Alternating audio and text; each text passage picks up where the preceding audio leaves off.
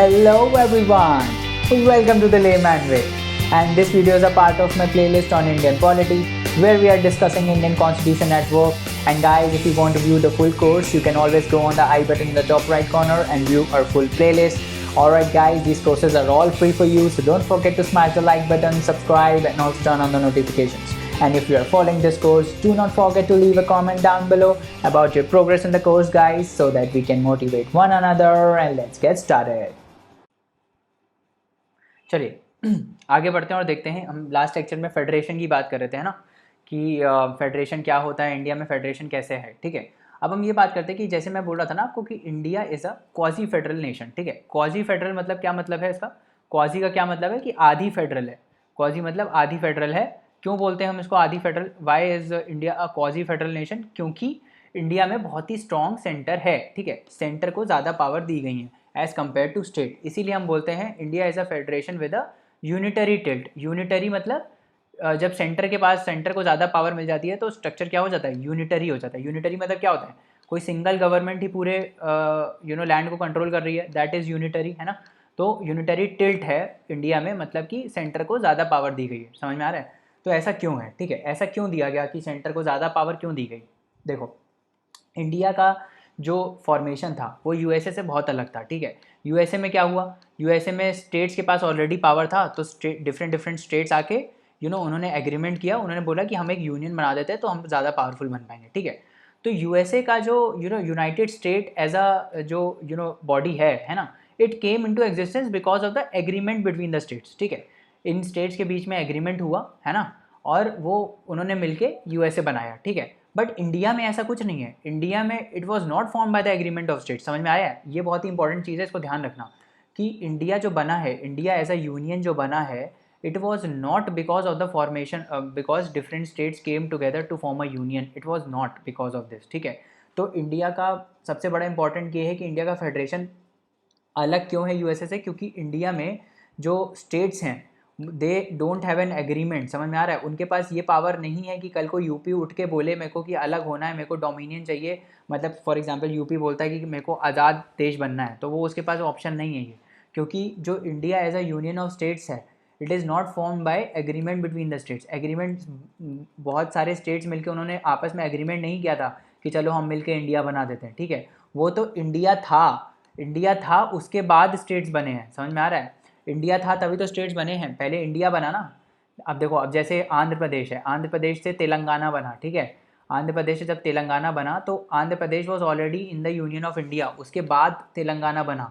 ठीक है, तो तेलंगाना का existence is because there was a union of states. ठीक है, पहले इंडिया था, इंडिया के एग्जिस्टेंस की वजह से तेलंगाना बना है, not the other way round. ऐसा नहीं हुआ था कि तेलंगाना आंध्र प्रदेश के पास आके बोला कि चलो मिल जाते हैं और यूनियन ऑफ इंडिया बनाते हैं। ठीक है, तो ये गलत है। ठीक है, तो एक पॉइंट समझ में आ गया कि इंडिया का जो फेडरेशन है, it was not form by agreement between the states, it is not form by agreement between the states. और दूसरा पॉइंट ये है इंडिया के फेडरेशन का जो सबसे इंपॉर्टेंट है, वो ये है कि इंडिया में किसी भी स्टेट के पास राइट टू सिसीड का ऑप्शन नहीं है। राइट टू सिसीड मतलब जैसे मैं बता रहा था, मान लो यूपी बोलता है कल को कि मेरे को इंडिया में नहीं रहना है, मेरे को एक इंडिपेंडेंट कंट्री बनना है, तो UP does not have this option. समझ में आ रहा है? UP does not has this option कि वो इंडिपेंडेंट रह पाए। समझ में आ रहा है? तो ऐसे कोई मतलब मान लो कल को हैदराबाद बोलता है कि मेरे को इंडिया में नहीं रहना है, मेरे को बाहर एक इंडिपेंडेंट कंट्री बनना है। ठीक है, तो ऐसा नहीं हो सकता। दे कैन नॉट सेसीड, मतलब वो यूनियन से बाहर नहीं निकल सकते। They are into the union, their existence is because of the union. समझ में आ रहा है?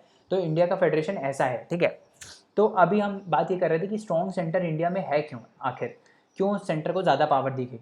क्योंकि देखो, उस टाइम जब आज़ादी हो रही थी, ठीक है, जब 1947 में इंडिया वाज गेटिंग इंडिपेंडेंस, तब कितना केओस था, बहुत केओस था ना, कि भाई कौन पाकिस्तान में जा रहा है, कौन इंडिया में आ रहा है, रायोट्स हुए थे, कितने लोग मारे गए थे, है ना। उसके बाद फिर इनका दिक्कत आ रहा था, कश्मीर का दिक्कत था, हैदराबाद का दिक्कत था, जूनागढ़ का दिक्कत था। ये लोग क्या कर रहे थे, ये लोग बोल रहे थे कि हमको इंडिपेंडेंट रहना है, हमको नहीं आना यूनियन के अंदर, हम ये लोग यही बोल रहे थे ना। तो अब इंडिया इतना बड़ा कंट्री है, इसमें इतना ज़्यादा डाइवर्सिटी है। साउथ इंडिया में लोग अलग डिमांड कर रहे हैं, मद्रास स्टेट अपना अलग डिमांड कर रहा है। ठीक है, हैदराबाद बोल रहा है हमको अलग जाना है, जम्मू कश्मीर को खुद कन्फ्यूजन था कि हम पाकिस्तान में जाएंगे कि इंडिया में जाएंगे। ठीक है, वो खुद नहीं डिसाइड कर पा रहा है। जूनागढ़ के पास अलग दिक्कत है कि वो पाकिस्तान उसको छीनना चाह रहा था। ठीक है, तो इतना केओस था, इतना इतना कुछ आइडिया नहीं था लोगों को। तो स्ट्रॉन्ग सेंटर का इसलिए ज़रूरी था ताकि इन सब को एक साथ यूनियन में लाया जा सके, ठीक है।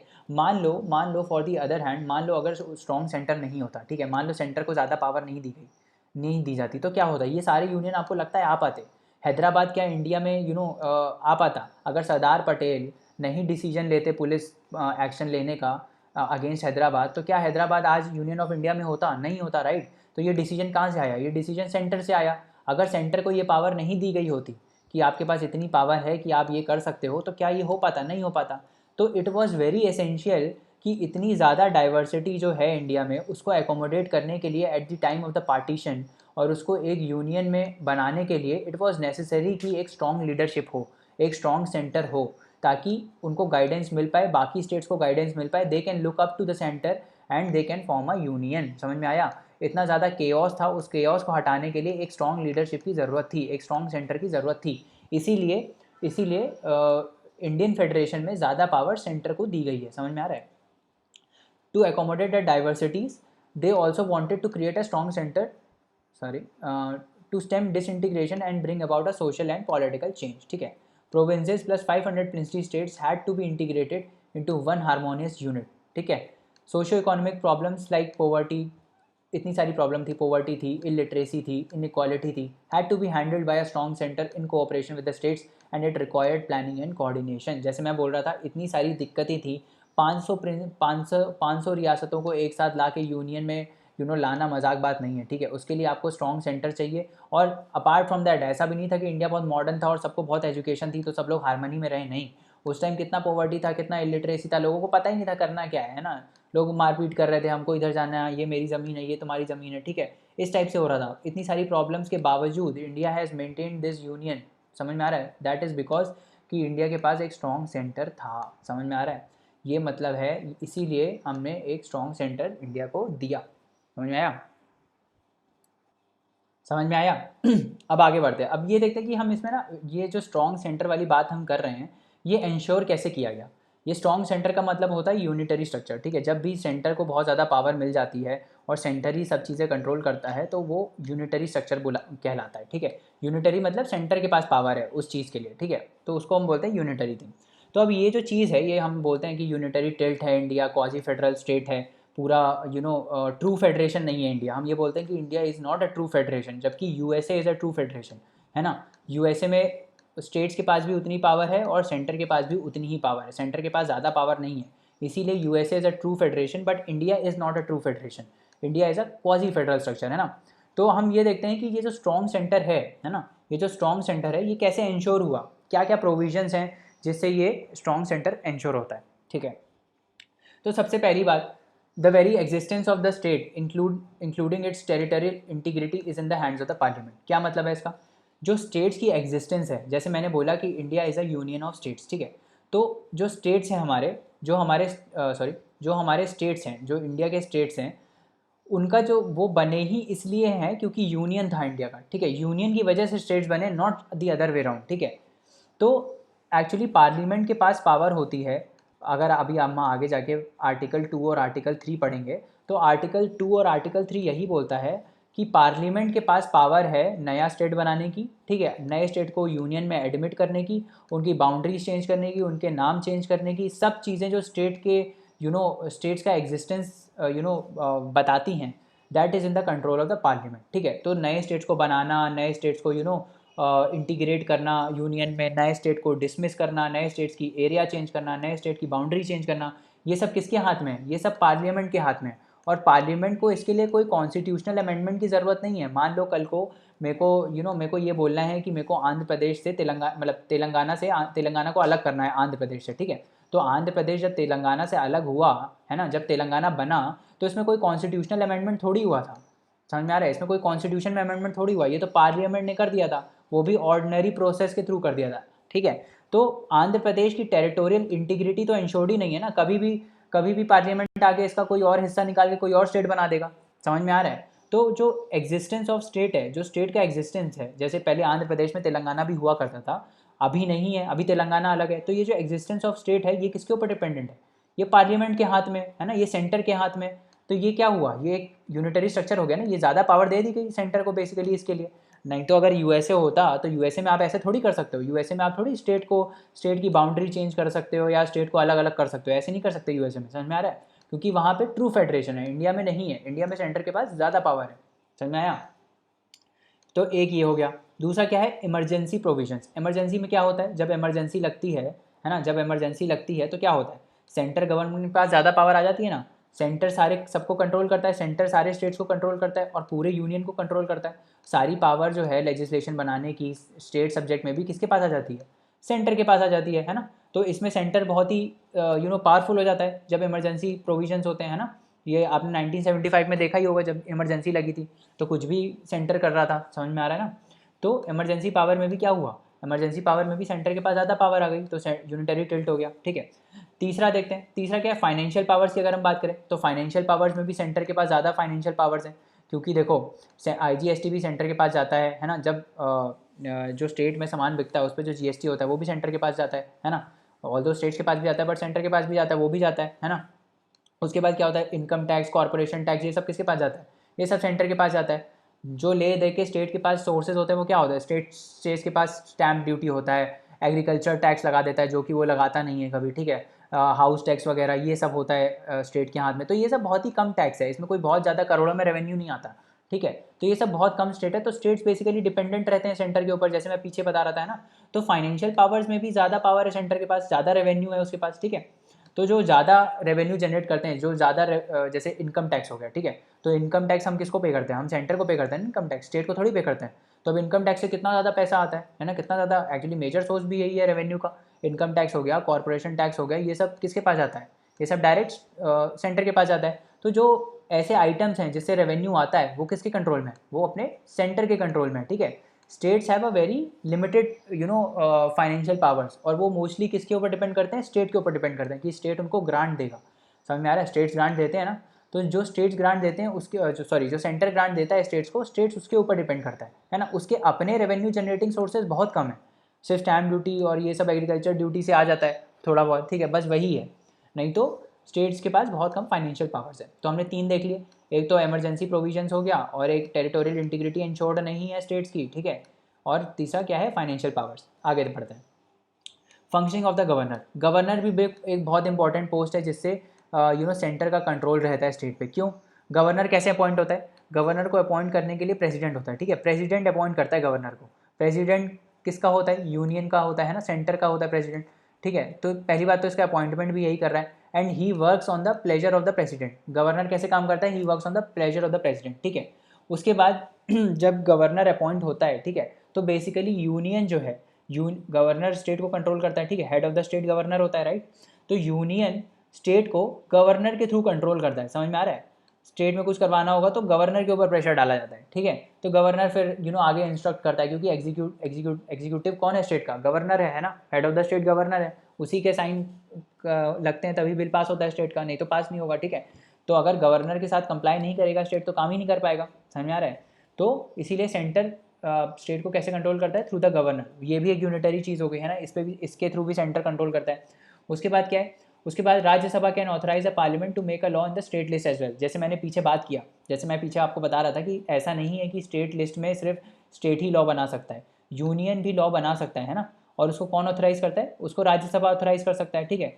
तो जब राज्यसभा यूनियन को ऑथराइज करता है स्टेट लिस्ट में लॉ बनाने के लिए, तो ये भी एक यूनिटरी चीज़ हो गई, ये भी ज़्यादा कंट्रोल मिल गया ना यूनियन को, समझ में आ रहा है। स्टेट थोड़ी ये काम कर पाता है, पर यूनियन स्टेट लिस्ट में बना सकता है लॉ अगर राज्यसभा ऑथराइज करे, समझ में आ रहा है। तो ये क्या हो गया, ये एक यूनिटरी स्ट्रक्चर हो गया, और एक ये मतलब ज़्यादा पावर हो गई ना सेंट्रल गवर्नमेंट को, ठीक है। तो एक ये हो गया। फिर क्या है, centre can give directions to the state governments in certain matters like implementation of international agreements. ये तो है ही, इंटरनेशनल एग्रीमेंट्स को इम्प्लीमेंट करने के लिए जो भी जब मोदी जी बाहर जाते हैं, जब अपने PM बाहर जाते हैं, तो कुछ मान लो वो वादा करके आ गए कि हम ऐसे ऐसे करेंगे, हम 450 गीगावाट का जो है रिन्यूएबल एनर्जी लगा देंगे, है ना। तो ये लगाने के लिए आपको लगाने तो स्टेट में ही पड़ेंगे ना, कहाँ लगाओगे, हवा में थोड़ी लगाओगे, स्टेट में ही लगाओगे, राइट।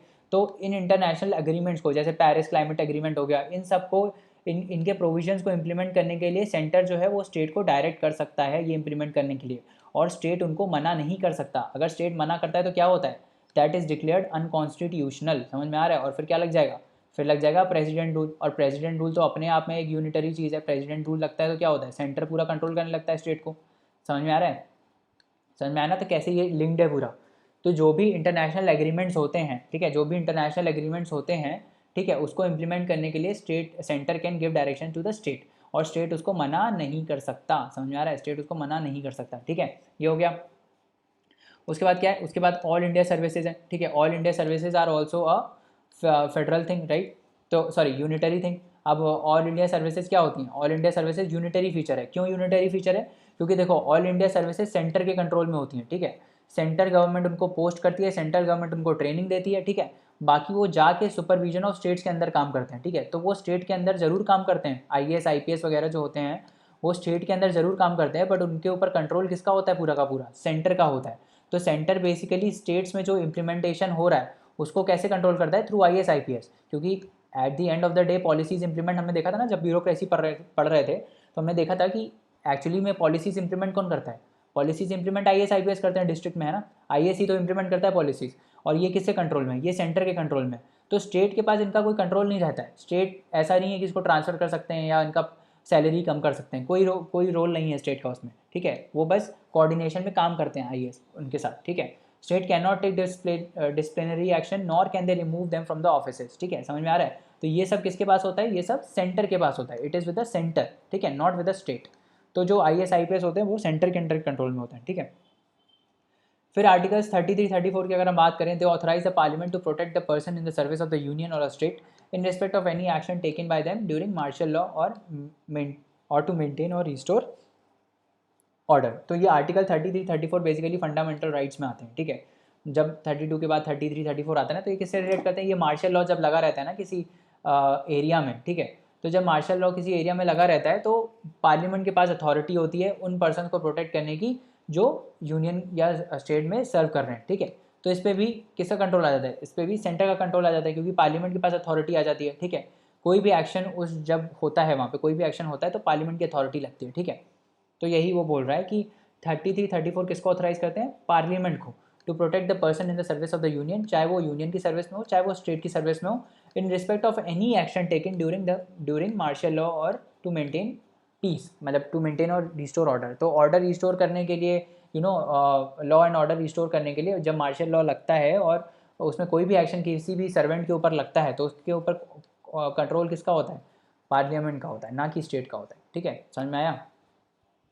तो फाइनेंशियल रिसोर्सेज मैंने आपको बता दिया कि फाइनेंशियल रिसोर्सेज स्टेट के पास ज़्यादा होते हैं, और सॉरी सेंटर के पास ज़्यादा होता है, और सेंटर देता है स्टेट को, है ना, सेंटर बांटता है स्टेट को। और ये कौन से फॉर्मूले के हिसाब से होता है, फाइनेंस कमीशन फॉर्मूला निकालती है ना। जैसे अभी एट प्रेजेंट कितना है, एट प्रेजेंट 41% है ना, 41% ही आप सेंटर स्टेट को डिवॉल्व कर सकता है फाइनेंसेस, है ना। तो ये फिर से किसके कंट्रोल में है, ये सेंटर के कंट्रोल में, करेक्ट, समझ में आया। और फिर ऑल इंडिया सर्विस मैंने बताया आपको किसके अंडर है, ये आपका बेसिकली सेंटर के कंट्रोल में होता है ना। ये सिर्फ सुपरविजन में काम करते हैं स्टेट्स के, ठीक है, तो समझ में आ गया होगा आई गेस। आगे बढ़ते हैं। अब कॉन्फ्लिक्ट भी आ सकते हैं ना, कॉन्फ्लिक्ट्स इन इंडियाज़ फेडरल सिस्टम, क्या क्या कॉन्फ्लिक्ट आ सकते हैं इंडिया के फेडरल सिस्टम में, कैसे कैसे कॉन्फ्लिक्ट्स आ सकते हैं। तो देखो, demand for more powers and autonomy, ठीक है, अभी क्या है, स्टेट्स को बहुत कम फ्रीडम है, बहुत कम ऑटोनॉमी है, फाइनेंशियल रिसोर्सेज तो उनके पास एकदम बहुत ही कम है, ठीक है, तो वो सेंटर के ऊपर डिपेंड कर रहे हैं फाइनेंसेस के लिए। तो एक तो यही पॉइंट हो गया कि फाइनेंशियल ऑटोनॉमी होनी चाहिए, ठीक है, उनके खुद के रेवेन्यू जनरेटिंग सोर्सेज होने चाहिए, समझ में आ रहा है। उनके खुद के फाइनेंशियल ऑटोनॉमी से क्या मतलब है, उनके खुद का रेवेन्यू जनरेटिंग सोर्सेज होने चाहिए, ठीक है, अगर वो नहीं होंगे तो उनको फाइनेंशियल ऑटोनॉमी नहीं मिलेगी, समझ में आ रहा है। वो हमेशा सेंटर के ऊपर डिपेंड करते रहेंगे कि भाई हमको सेंटर से फंड चाहिए तभी हम काम कर पाएंगे, नहीं तो नहीं काम कर पाएंगे, ठीक है। तो एक तो ये हो गई demand for more powers and more autonomy, these needs supreme court only solve the legal conflicts and not the political conflicts, okay. तो देखो, जब भी कॉन्फ्लिक्ट होता है, जब भी सेंटर और स्टेट के बीच में कॉन्फ्लिक्ट होता है तो ये कहाँ रिजॉल्व होता है, ये सुप्रीम कोर्ट में रिजॉल्व होता है। हमने देखा था ना आर्टिकल 131 के अंदर ओरिजिनल जुरिस्डिक्शन है किसका, सुप्रीम कोर्ट का, कि सेंटर और स्टेट या स्टेट और स्टेट के बीच में जितने भी कॉन्फ्लिक्ट्स होते हैं वो सुप्रीम कोर्ट देखता है। बट ये कौन से कॉन्फ्लिक्ट होते हैं, हर कोई कॉन्फ्लिक्ट आएगा क्या सुप्रीम कोर्ट में, नहीं, हर कोई कॉन्फ्लिक्ट नहीं आप ले जा सकते हो, only political conflicts, sorry only legal conflict जो इंटरप्रिटेशन ऑफ लॉ को जो लॉ का इंटरप्रिटेशन से डील करते हो, कोई लॉ में अगर कोई दिक्कत आ रहा हो तो ही आप जा सकते हो। अब फाइनेंशियल केसेस हैं तो उसमें आप सुप्रीम कोर्ट के पास ये कॉन्फ्लिक्ट लेके नहीं जा पाओगे, समझ में आ रहा है। तो सुप्रीम कोर्ट में जो फेडरल डिस्प्यूट सॉल्व होते हैं, they solve only legal disputes and not political disputes, समझ में आ रहा है। गवर्नमेंट काम नहीं कर पा रही है, साथ में गवर्नर चीफ मिनिस्टर के साथ काम नहीं कर पा रहा है, समझ में आ रहा है। तो ये सब कॉन्फ्लिक्ट सुप्रीम कोर्ट सॉल्व नहीं करता है। सुप्रीम कोर्ट सिर्फ लीगल कॉन्फ्लिक्ट सॉल्व करता है जो लॉ के इंटरप्रिटेशन को इन्वॉल्व करते हो, ठीक है।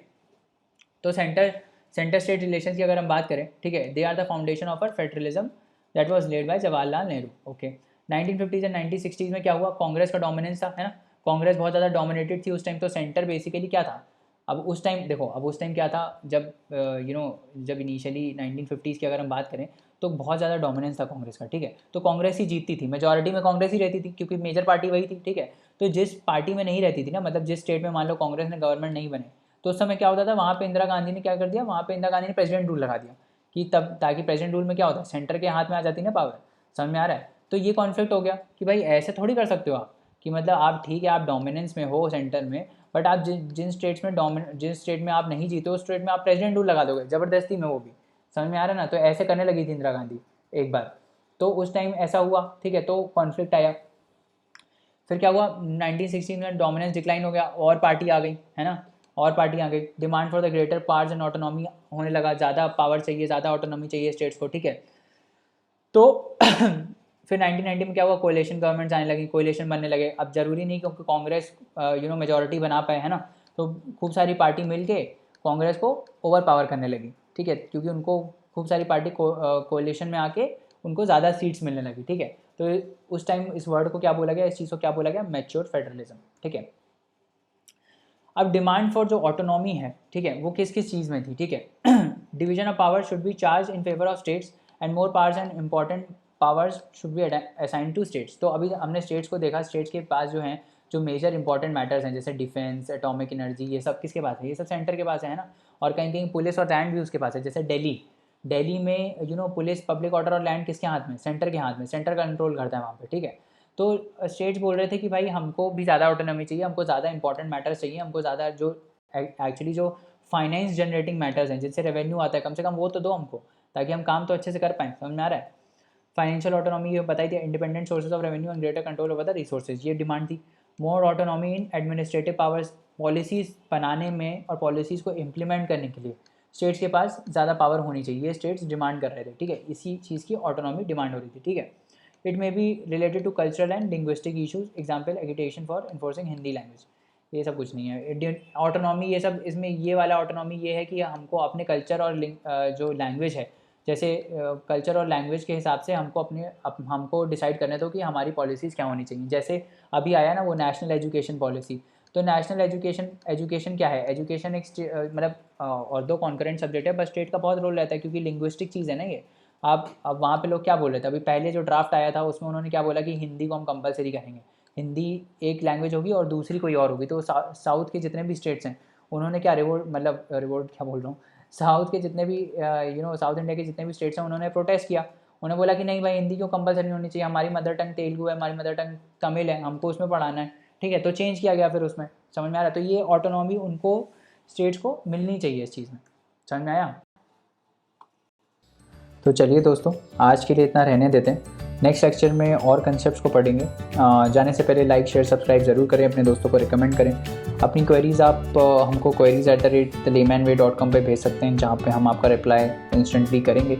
और पढ़ते रहिए, हार्ड वर्क करते रहिए, है ना। अगले लेक्चर में मिलते हैं। Thank you, bye bye, take care.